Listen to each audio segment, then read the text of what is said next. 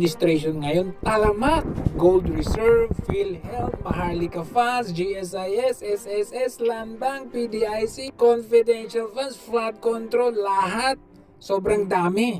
Pero bakit tila baga untouchable itong si Marcos Jr.? Well, kapag si Marcos ang inimpeach, alam na natin kung sino ang magiging presidente. At yan ang ayaw na ayaw mangyari ng mga progresibong grupo, ang CIA at ng Amerika. Alam ng mga dilawan na yan na weak leader talaga itong si Marcos. Para maiba naman ang nagiging impression sa kanya. I myself have that impression that he's a weak leader, that his administration is still struggling. Pero nakikisama muna sila dahil siya ang nasa posisyon. Ginagamit ang kanyang power, posisyon,